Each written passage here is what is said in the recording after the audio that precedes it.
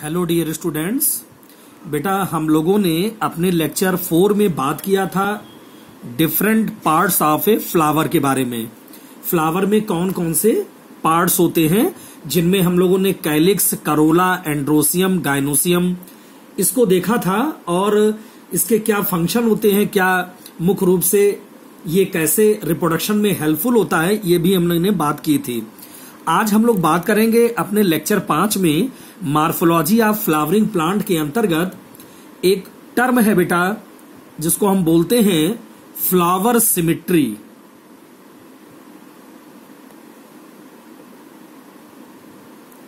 Flower symmetry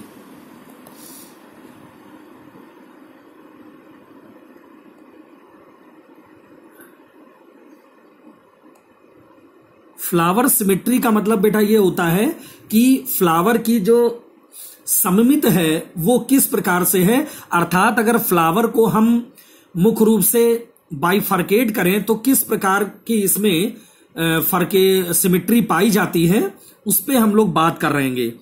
तो flower symmetry में सबसे पहले सिमिट्री होती क्या है? Symmetry of the flower depends upon the shape, size and arrangement of floral parts, that is calyx, corolla, androsium and gynoecium. Flowers generally have 3 types of symmetry. तो जो flower की बेटा सिमिट्री है वो डिपेंड होती है फ्लावर के shape पर, साइज पर और उसके फ्लोरल पार्ट्स का जो अरेंजमेंट है, जिनमें कैलिक्स, करोला, एंड्रोसियम और गाइनोसियम लगे हुए हैं, उसके आधार पे इसकी सिमिट्री डिपेंड होती है। तो फ्लावर में जनरली जो सिमिट्री बेटा पाई जाती है वो सिमिट्री मुख्य रूप से 3 प्रकार की सिमिट्री होती है, जिनमें पहली होती है एक्टिनोमार्फिक,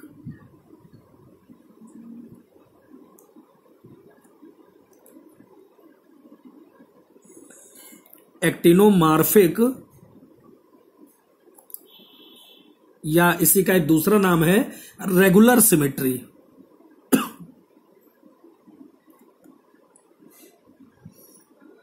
रेगुलर सिमिट्री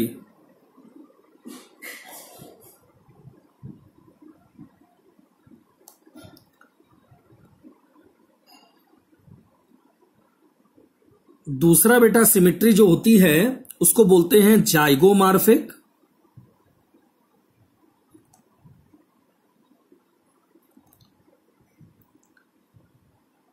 जाइगोमार्फिक या इसको बोलते हैं बाइलेटरल सिमिट्री।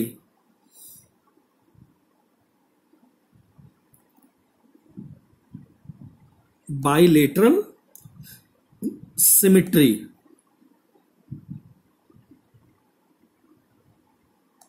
और तीसरा बेटा जो होता है वो होता है एसिमिट्रिकल या इरेगुलर फ्लावर्स।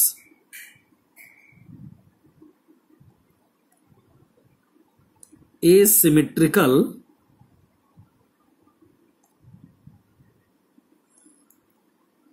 या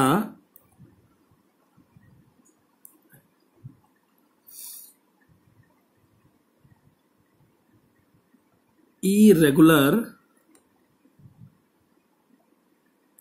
फ्लावर्स।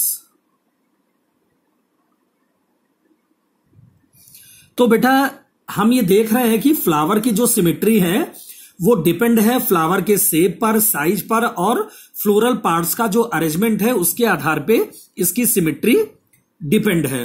लेकिन आपको पता है फ्लावर में 4 वर्ल हैं, कैलिक्स, करोला, एंड्रोसियम, गाइनोसियम। ये हम लोग प्रीवियस लेक्चर में अपने बात कर चुके हैं। तो सबसे पहले अगर हम बात करें कि जो हमारा एसिमिट्री है या पहले हम बात करें एक्टिनोमार्फिक या रेगुलर सिमिट्री। तो ये जो एक्टिनोमार्फिक या रेगुलर सिमिट्री है ये क्या होती है, इसके बारे में हम पहले आपको बता दें कि एक्टिनोमार्फिक या रेगुलर सिमिट्री है क्या। तो एक्टिनोमार्फिक या रेगुलर सिमिट्री का मतलब होता है कि such flower can be cut into 2 equal halve along more than 1 vertical plane. Example brassica, hibiscus, datura, chilli और सोलेनम।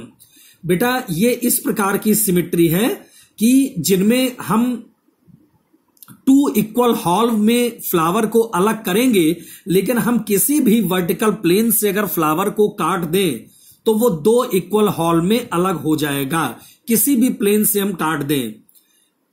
अब इसमें कौन कौन से, जैसे ब्रेसिका है, हिबिस्कस है, धतूरा है, चिली है और सोलेनम है। जैसे हम आपको डायग्राम में समझाते हैं पहले। जैसे मान लीजिए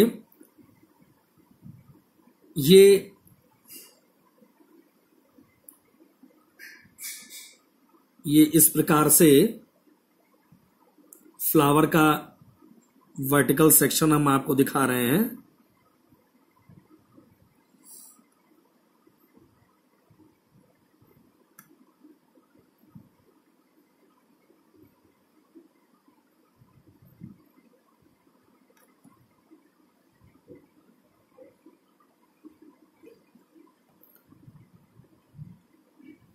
ये फ्लावर का वर्टिकल सेक्शन है।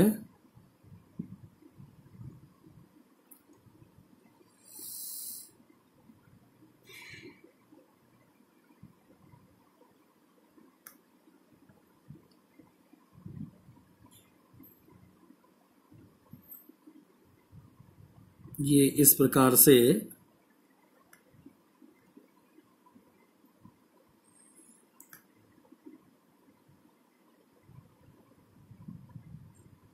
ये ऐसे फ्लावर की सिमेट्री बनी हुई है।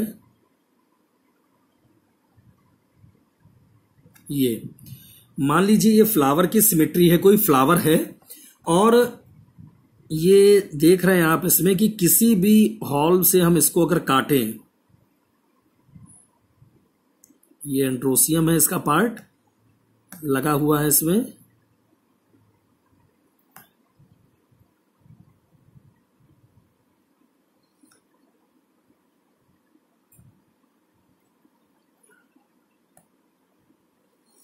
अब आप देख रहे हैं इसको किसी भी पार्ट से काटें, चाहे हम इधर से काट दें इसको, ऐसे इस प्लेन से काट दें बेटा, तो भी दो इक्वल हॉल में अलग हो जाएगा। चाहे हम ये इधर से इक्वल हॉल में काट दें ऐसे, तो भी ये दो हॉल में अलग हो जाएगा। अगर इसको हम इधर से इक्वल हॉल में काट दें तो भी बेटा ये दो अलग हॉल में कन्वर्ट हो जाएगा। अगर दो इधर से हम फिर से इक्वल हॉल में काट दें तो ये भी ऐसे अलग हो जाएगा, और इधर से अगर हम काट दें तो भी ये अलग हो जाएगा। मतलब मान लीजिए कोई भी फ्लावर है और इस फ्लावर को हम इधर से काटें तो भी दो भाग, इधर से काटें तो भी दो भाग, इधर से काटें तो भी दो भाग, किसी भी वर्टिकल प्लेन से अगर हम काट दें, जैसे मान लीजिए कि इस प्रकार का ये फ्लावर है और अगर हम इधर से काटते हैं तो भी दो इक्वल हॉल अलग हो गए, अगर हम इधर से काटते हैं तो भी दो इक्वल हॉल अलग हो गए, अगर हम इधर से काटेंगे दो इक्वल हॉल अलग हो गए, और इधर से काट दें तो भी दो इक्वल हॉल अलग हो जाएंगे। तो इसको बेटा बोलते हैं एक्टिनोमार्फिक। और ये किस किस प्लांट में होता है, जैसे ब्रेसिका है, हिबिस्कस है, धतूरा है, चिली है, सोलेनम है, एक्सेट्रा। ये ऐसे प्लांट्स में जो सिमेट्री पाई जाती है फ्लावर की, उसको बेटा बोलते हैं एक्टिनोमार्फिक या रेगुलर सिमेट्री। तो ये आपको क्लियर हो गया होगा। अब दूसरा आता है हमारा जाइगोमार्फिक। अब दूसरा होता है हमारा जाइगोमार्फिक या बाइलेटरल सिमेट्री। तो इसको देखिए, जाइगोमार्फिक या बाइलेटरल सिमेट्री में क्या है, such flowers can be cut into two equal halve only along one vertical plane passing through the center. In these flowers, units of all whorl are not equal. For example, pisum, iberis, gulmohar और cassia. तो इसको बोलते हैं zygomorphic या bilateral symmetry. इसका मतलब है कि ये ऐसे फ्लावर हैं जिनको हम सेंटर से वर्टिकल प्लेन में अलग कर देंगे तो वो दो हॉल में अलग हो जाएगा। जैसे मान लीजिए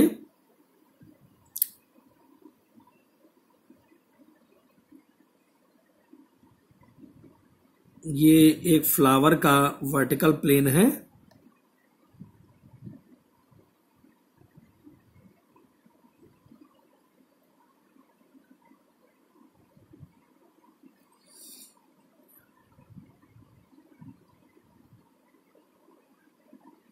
ये फ्लावर का वर्टिकल प्लेन दिखाया हुआ है इस प्रकार से, और ये आप देख रहे हैं इस प्रकार से।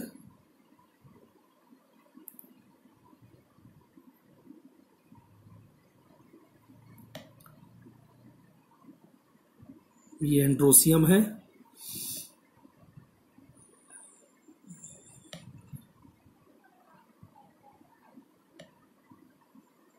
ये बेटा एंड्रोसियम लगा हुआ है, और ये क्या है, इसको बोलते हैं जाइगोमार्फिक या बाइलेटरल सिमेट्री। तो ये क्या है कि इसको वर्टिकल में केवल हम सेंटर से अगर अलग करेंगे, इसको सेंटर से ही अलग करेंगे, ये दो इक्वल हॉल में सेंटर से अलग कर देंगे वर्टिकल ऊपर से, तो वो दो पार्ट्स में अलग हो जाएगा। तो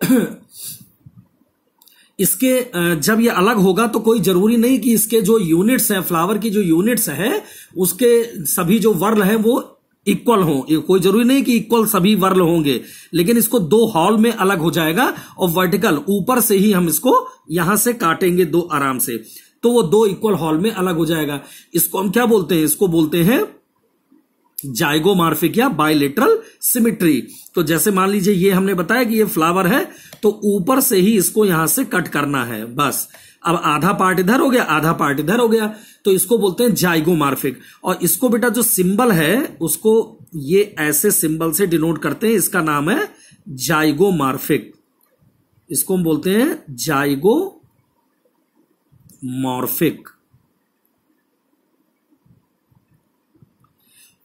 और इसको बेटा जो हम लोग बोल रहे थे, ये जो हमारा है इसको बोलते हैं एक्टिनोमार्फिक। तो इसको हम ऐसे, ये प्लस पे इसका ये सिंबल होता है, इसको बोलते हैं एक्टिनोमार्फिक।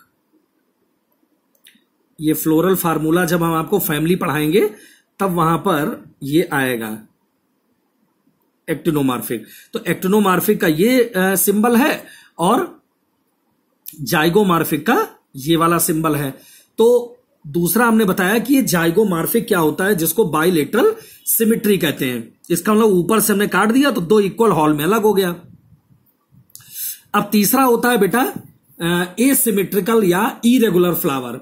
एसिमेट्रिकल मतलब जिसकी सिमेट्री कोई है ही नहीं। These flowers can not be cut into two equal halves along any vertical plane passing through a centre. तो ये ऐसे कुछ ऐसे फ्लावर हैं जिसको हम दो इक्वल हॉल में अलग नहीं कर सकते वर्टिकल प्लेन से, सेंटर से हम दो इक्वल हॉल में अलग नहीं कर सकते। जैसे एग्जाम्पल क्या है, कैना है और मेरेंटा। ये दो फ्लावर ऐसे हैं प्लांट्स के जिनमें एसिमेट्रिकल या इरेगुलर फ्लावर्स होते हैं बेटा। तो इसको क्या बोलते हैं कि these flowers can not be cut into two equal halls along any vertical plane passing through a center, for example कैना और मेरेंटा। तो हमने बात किया कि फ्लावर की जो सिमेट्री है बेटा, वो तीन प्रकार की सिमेट्री हमने बात की।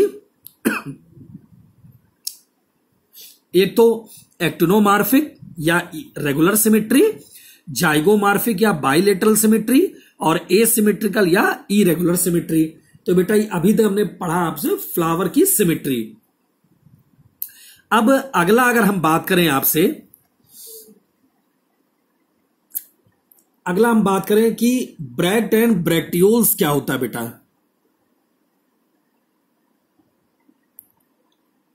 Bracts and bracteoles.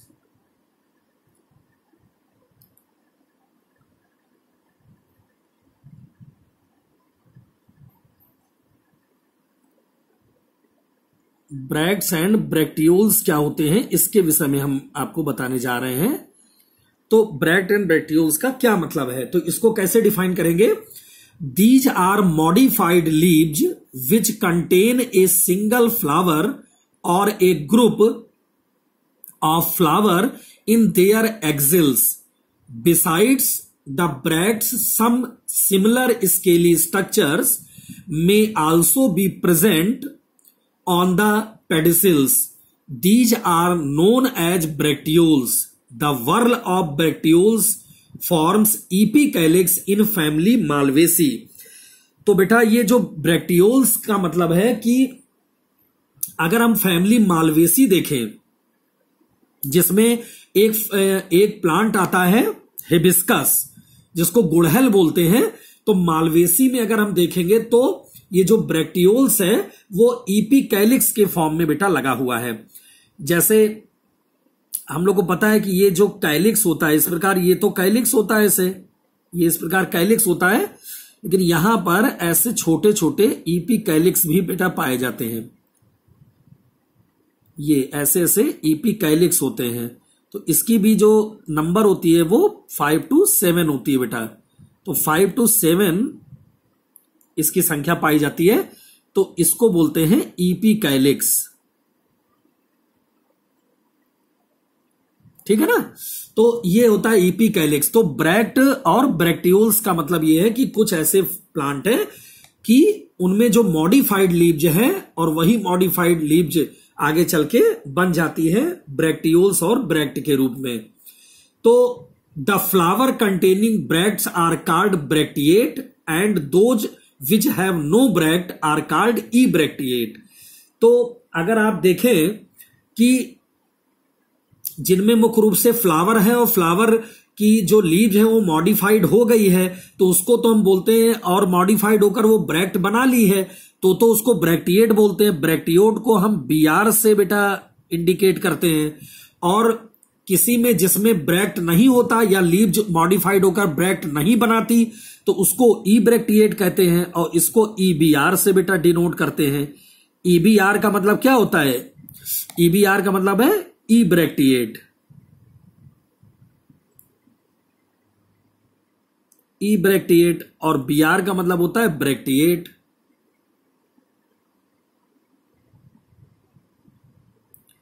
तो ये ब्रैक्ट और ब्रैक्टियोल्स के बारे में हमने बात किया। अब जो टाइप्स ऑफ ब्रैक्टियोल्स हैं वो बहुत सारे ब्रैक्टियोल्स होते हैं। जैसे एक होता है, ये डिफरेंट टाइप्स के होते हैं, जैसे वो होता है लीफी ब्रैक्ट। तो लीफी ब्रैक्ट का मतलब क्या है कि these are large leaf like bract. ये पहला जो ब्रैक्ट होता है वो होता है लीफी ब्रैक्ट।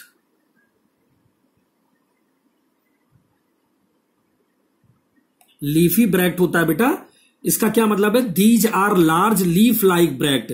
इस प्रकार का ब्रैक्ट क्या होता है कि जो लीफ है वो लार्ज होकर ब्रैक्ट के रूप में बना लेती है, मतलब लीफ ही है जो मॉडिफाइड होकर लार्ज हो जाती है, तो उसको बोलते हैं ब्रैक्ट। और ये इसका एक एग्जाम्पल है एडहियोडा। ये एक प्लांट होता है एडहियोडा, उसमें उस फ्लावर में बेटा ये पाया जाता है एडहियोडा। ये तो उसको बोलते हैं लीफी ब्रैक्ट। और दूसरा बेटा जो होता है वो होता है स्पीथी। दूसरा जो ब्रैक्ट का टाइप्स है वो है स्पीथी। इसका क्या मतलब है? These are large coloured bracts associated with spadix inflorescence. For example banana maize. तो इसमें क्या आता है? एक तो बनाना आता है बेटा,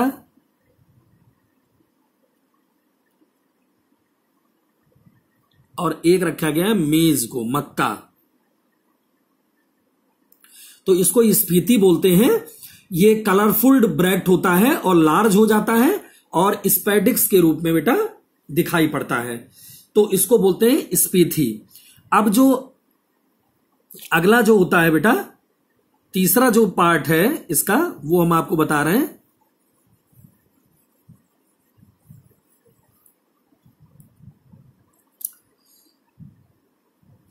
तीसरा होता है इनवॉल्कर।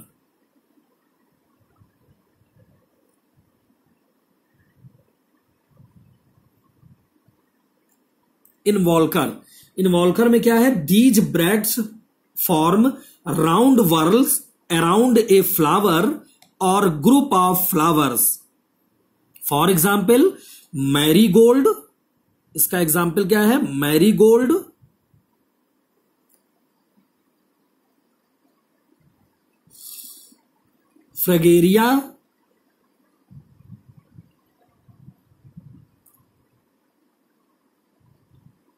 Fragaria, sunflower.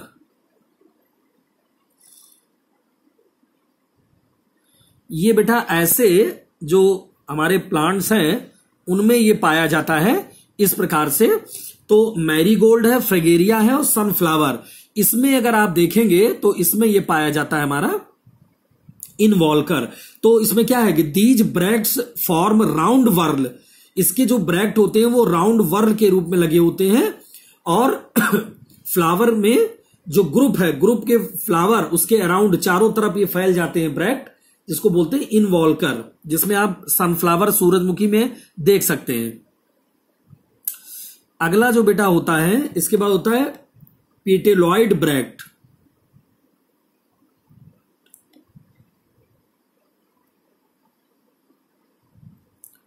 पेटेलॉइड bracts,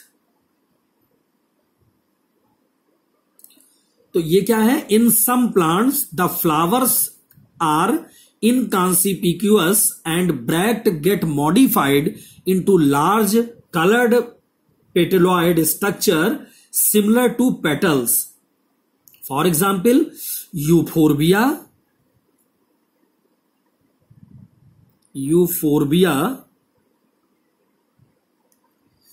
and bougainvillea.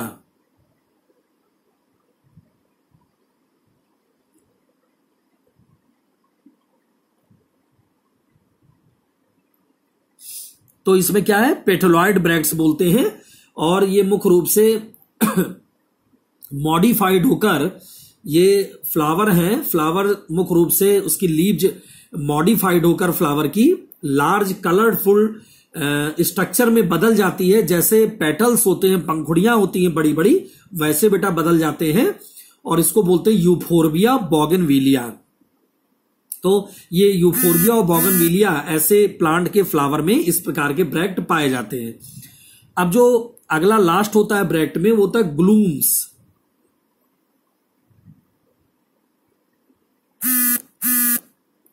Glumes, these are small dry and scaly bracts which are attached to the spikelet inflorescence of grasses. For example wheat, rice, maize etcetera. तो इसका एग्जाम्पल क्या है? व्हीट है, राइस है, मेज है,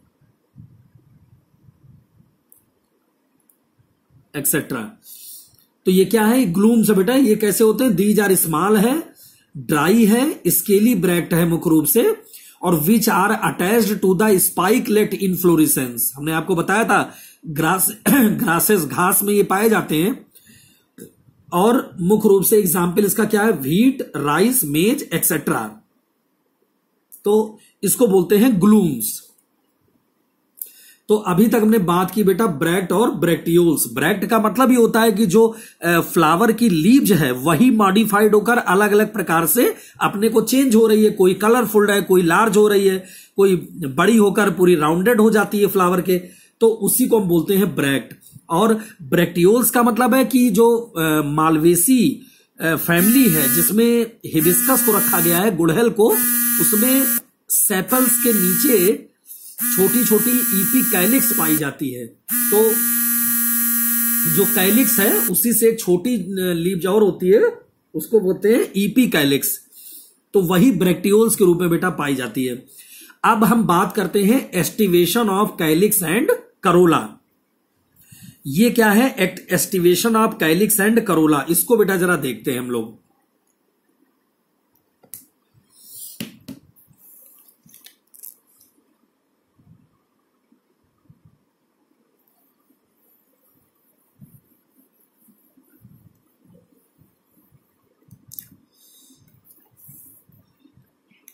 aestivation of calyx and Corolla बेटा देखते हैं जरा क्या है।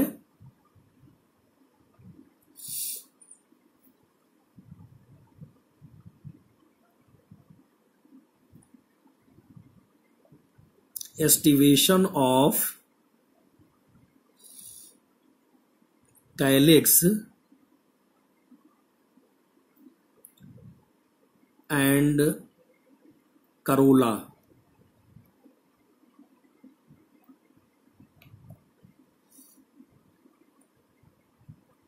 इसका मतलब है बेटा कि जो कैलिक्स और करोला है, मतलब जो सेपल्स और पेटल्स है, उसका विन्यास किस प्रकार से है, कैसे वो अरेंजमेंट है, इसका कैसे वो अरेंज है, उसको बोलते हैं एस्टिवेशन। तो सबसे पहले अगर हम बात करें कि इसका मतलब क्या है, arrangement of sepals and petals in bud condition with respect to the members of the same whorl is known as estivation. It is following 5 types. तो जो सेपल्स और पेटल्स का बेटा एस्टिवेशन है, विन्यास है, वो किस क्रम में लगा है, उसी को हम बोलते हैं एस्टिवेशन। तो ये 5 प्रकार के बेटा एस्टिवेशन होते हैं।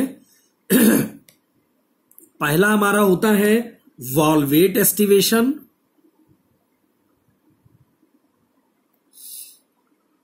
दूसरा होता है ट्विस्टेड एस्टिवेशन,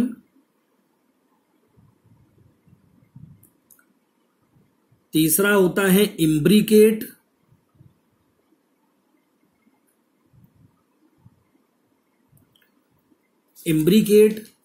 चौथा होता है क्विंक्विंसियल,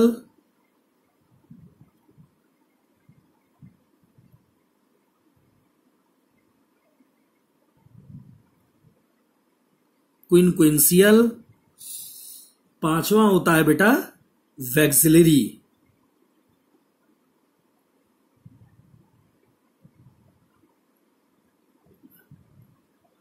ये 5 प्रकार का बेटा एस्टिवेशन होता है इस प्रकार से।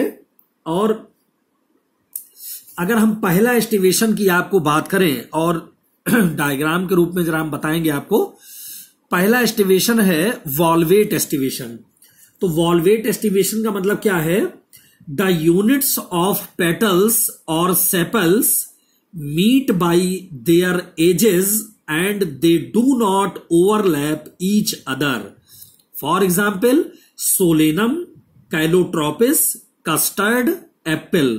तो सोलेनम, कैलोट्रोपिस, कस्टर्ड, एप्पल्स में जो बेटा सेपल्स और पेटल्स हैं वो आपस में ओवरलैप नहीं करते हैं और आपस में एक दूसरे से टच भी नहीं होते हैं।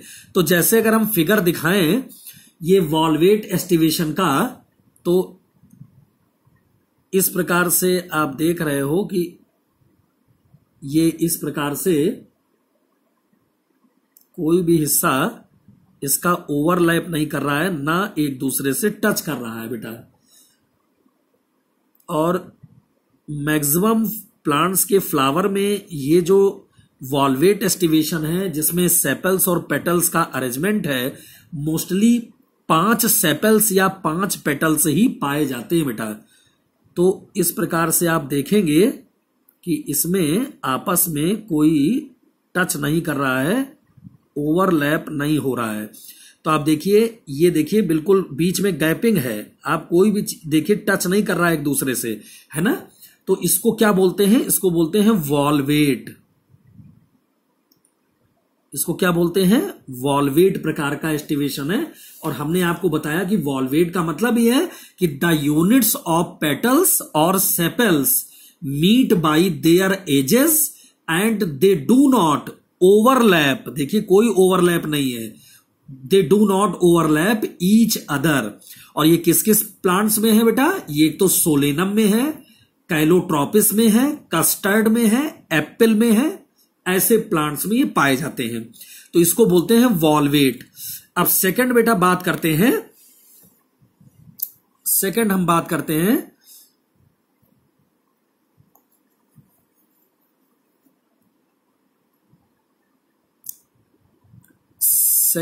करते हैं बेटा ट्विस्टेड।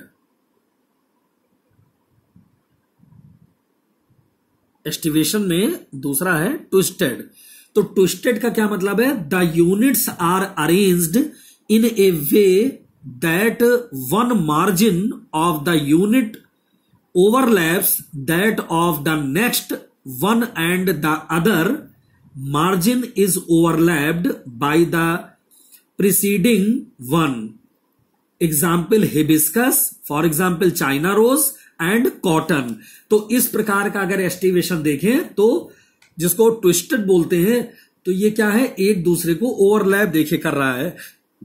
जैसे मान लीजिए ये है,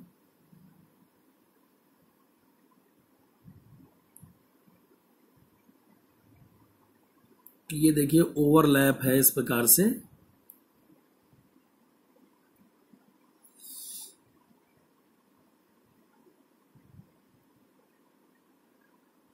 ये देखिए ओवरलैप है एक दूसरे से, और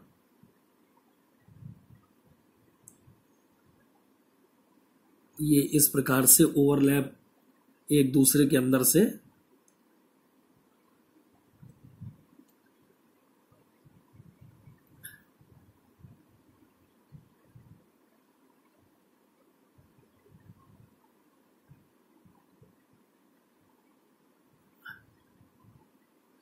ये देखिए, तो इस प्रकार से क्या है? ओवरलैप कर रहा है ना। ये देखिए इसके अंदर से ये ओवरलैप कर रहा है, और इसके अंदर से ये ओवरलैप कर रहा, इसके अंदर से ये ओवरलैप कर रहा, और ये देखिए ये इसके अंदर से ये ओवरलैप करके जा रहा है। तो इसको क्या बोलते हैं? ट्विस्टेड। और ये किस में होता है बेटा? ये हमने बताया हिबिस्कस में और कॉटन में। तो इसको फिर से हम बता दें, इसका क्या मतलब है? The units are arranged in a way that one margin of the unit overlaps that of the next one and the other margin is overlapped by the preceding one। तो हिबिस्कस और कॉटन में आप इसको देख सकते हैं।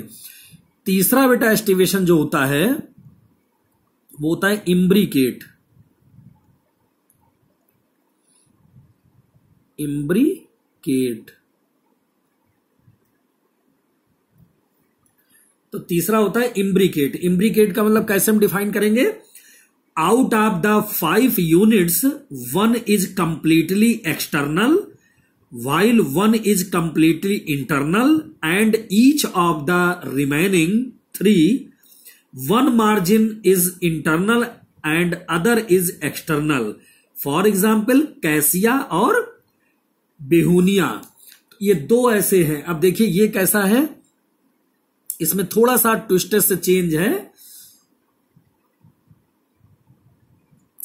ये sepals या पेटल्स हैं इस प्रकार से।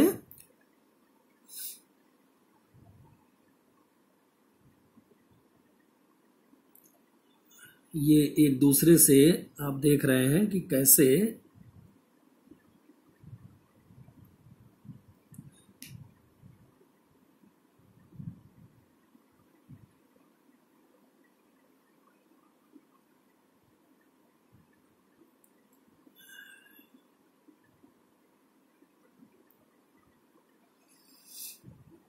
आप देखिए एक दूसरे से कैसे अरेंज है। तो ट्विस्टेड में और इसमें देखिए डिफरेंस है। ये यहां ओवरलैप अंदर से कर रहा है, दोनों इसको ओवरलैप कर रहे हैं। इसको ये अंदर है और ये दोनों बाहर निकले हुए हैं।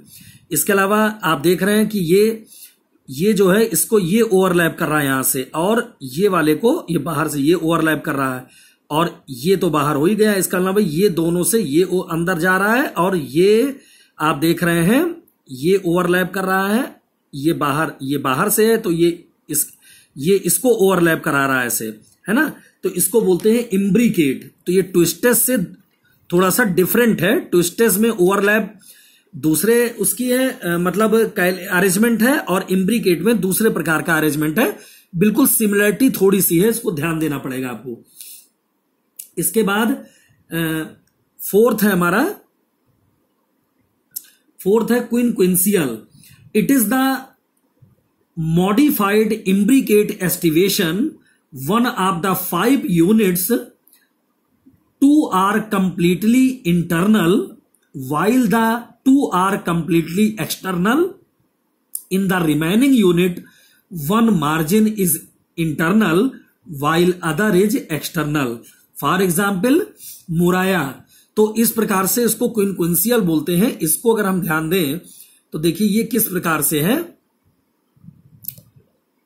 तीसरा जो होता है,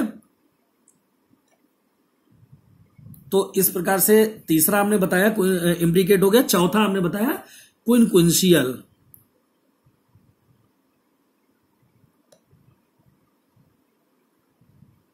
क्विंक्विंशियल इस प्रकार से। तो इसमें अगर हम लोग देखें, ये भी इम्ब्रिकेट का ही एक टाइप है, ऐसे थोड़ा सा अंतर है, आप डायग्राम में देखेंगे।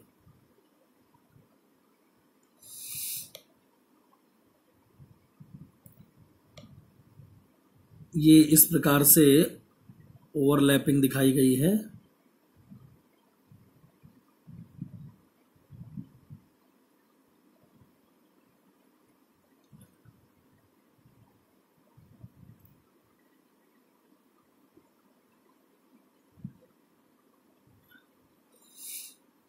ये इस प्रकार से ओवरलैपिंग ऐसे दिखाई गई है।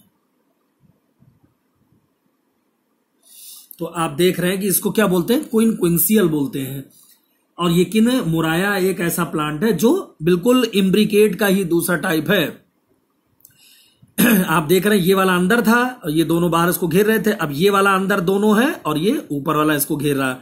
और ये इधर से ये भी वैसा ही है, आप देख रहे हैं जैसे ये था और ये वैसा ही है। तो इसको बोलते हैं क्विंक्विंशियल। अब ये जो लास्ट होता है हमारा पांचवा, इसको बोलते हैं vexillary.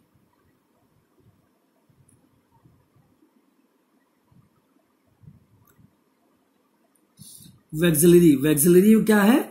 It is also known as descending imbricate. Here the anterior most units are internal while the posterior units is the largest and outermost. For example, pea, beans, etc. तो ये क्या है हमारा, एक तो पी में मटर के पौधे में है, जो बीन्स वगैरह वाले इसी फैमिली के प्लांट्स है उनमें ये पाया जाता है। तो इसमें आप देखेंगे क्या हो रहा है, ये डिसेंडिंग इम्ब्रिकेट है। तो इसमें क्या हो रहा है, anterior most units are internal while the posterior units is the largest and outer most. तो इसमें अगर आप देखोगे तो ये आपको पता चलेगा कि ये इस प्रकार से ये ऐसे, ये दोनों इस प्रकार से है और अंदर से ऐसे ये ओवरलैपिंग है इसकी।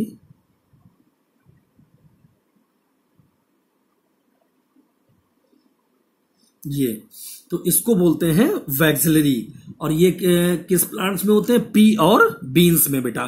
तो इस प्रकार से हमने बताया कि ये आपका जो एस्टिवेशन है कैलिक्स और करोला का, ये 5 प्रकार का बेटा एस्टिवेशन था, वाल्वेट, ट्विस्टेड, इम्ब्रिकेट, क्विंक्विंशियल और वैक्सिलरी बेटा। तो आज हमने आपसे बात किया है इस लेक्चर 5 में मॉर्फोलॉजी ऑफ फ्लावरिंग प्लांट के अंतर्गत एक तो फ्लावर की सिमिट्री के बारे में बात किया, जिसमें एक्टिनोमार्फिक, जाइगोमार्फिक और एसिमेट्रिकल के बारे में बात की। ब्रैक्ट और ब्रैक्टियोल्स क्या होता है ये बेटा बताया, और एस्टिवेशन ऑफ कैलिक्स और करोला क्या होता है ये बताया। तो ये हमारी चल रही थी मॉर्फोलॉजी ऑफ फ्लावर की। अगले लेक्चर में हम लोग बात करेंगे कि जो हमारा स्टेमन है उस स्टेमन की लेंथ, जो फिलामेंट की स्टेमन में जो फिलामेंट है उसकी लेंथ कैसी होती, लेंथ के आधार पे स्टेमन कितने प्रकार के होते हैं, और स्टेमन के और टाइप्स क्या हैं बेटा, और उसका अटैचमेंट कैसे होता है, वो सब हम लोग अपने लेक्चर 6 में बात करेंगे बेटा, मॉर्फोलॉजी ऑफ फ्लावरिंग प्लांट्स के अंतर्गत। तो नोट्स को बेटा ध्यान से लिख लीजिएगा और वीडियो लेक्चर को ध्यान से समझिएगा, नोट्स बनाइएगा, डायग्राम जरूर बनाइएगा और ठीक से सुनिएगा, तो आपको हर चीज क्लियर हो जाएगी बेटा। ओके बेटा, थैंक्स क्लास।